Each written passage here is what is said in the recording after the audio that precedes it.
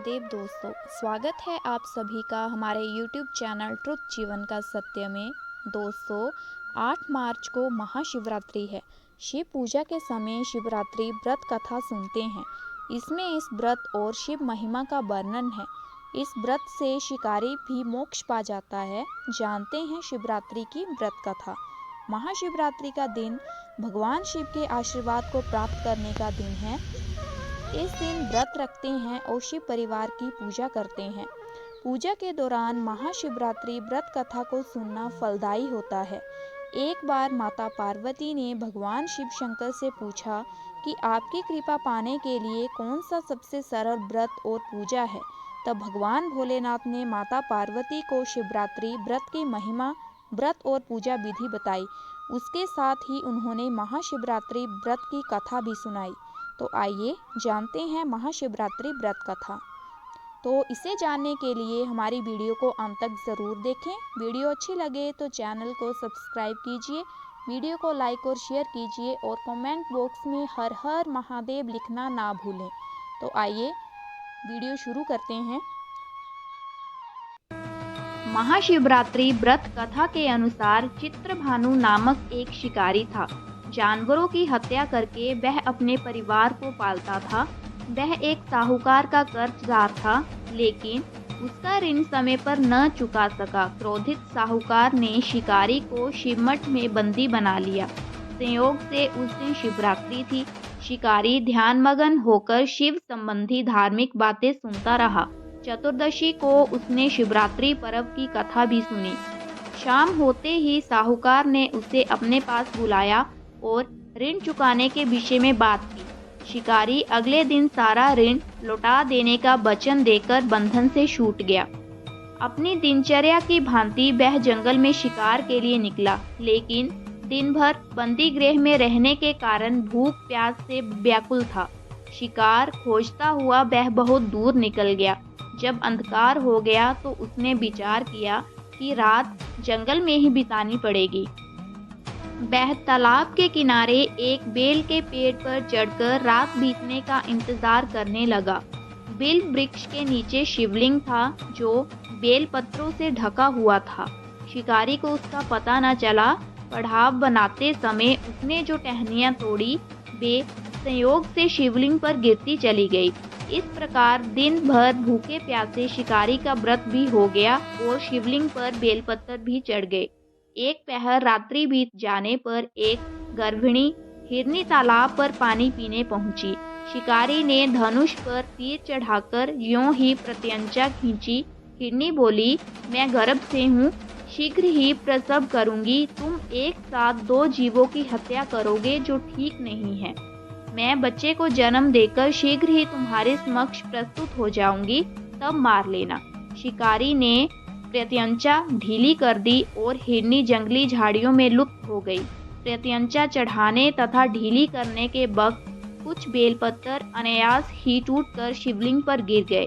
इस प्रकार उसने अनजाने में ही प्रथम पहर का पूजन भी संपन्न किया। कुछ ही देर बाद एक और हिरनी उधर से निकली।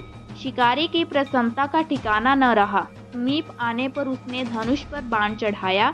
तब उसे देख हिरनी ने विनम्रता पूर्वक निवेदन किया, हे शिकारी, मैं थोड़ी देर पहले ऋतु से निवृत्त हुई हूँ। अपने प्रिय की खोज में भटक रही हूँ। मैं अपने पति से मिलकर शीघ्र ही तुम्हारे पास आ जाऊंगी। शिकारी ने उसे भी जाने दिया। 2 बार शिकार को खोकर उसका माथा ठनका। वह चिंता में पड़ गया। रात्रि का आखिरी पहर बीत रहा था। इस बार भी धनुष से लगकर कुछ बेलपत्र शिवलिंग पर जा गिरे तथा दूसरे पहर की पूजा भी संपन्न हो गई। तभी एक अन्य हिरनी अपने बच्चों के साथ उधर से निकली। शिकारी के लिए ये सुनहरा अवसर था। उसने धनुष पर तीर चढ़ाने में देर नहीं लगाई। वह तीर छोड़ने ही वाला था कि हिरनी बोली, हे शिकारी, मैं इन बच्चों को इनके पिता के हवाले करके लौट आऊंगी। इस समय मुझे मत मारो। शिकारी हंसा और बोला, सामने आए शिकार को छोड़ दूं, मैं ऐसा मूर्ख नहीं। इससे पहले मैं 2 बार अपना शिकार खो चुका हूँ। मेरे बच्चे भूख प्यास से व्याकुल हो रहे होंगे। उत्तर में हिरनी ने कहा, जैसा तुम्हें अपने बच्चों की ममता सता रही है, ठीक वैसे ही मुझे भी शिकारी। हे शिकारी, मेरा विश्वास करो, मैं इन्हें इनके पिता के पास छोड़कर तुरंत लौटने की प्रतिज्ञा करती हूँ। हिरनी का दुख भरा स्वर सुनकर शिकारी को उस पर दया आ गई। उसने उस मृगी को भी जाने दिया। शिकार के अभाव में तथा भूख प्यास से व्याकुल शिकारी अनजाने में ही बेल वृक्ष पर बैठा बेल पत्र तोड़ तोड़ कर नीचे फेंकता जा रहा था। तभी उधर से एक और मृग रास्ते से गुजरा।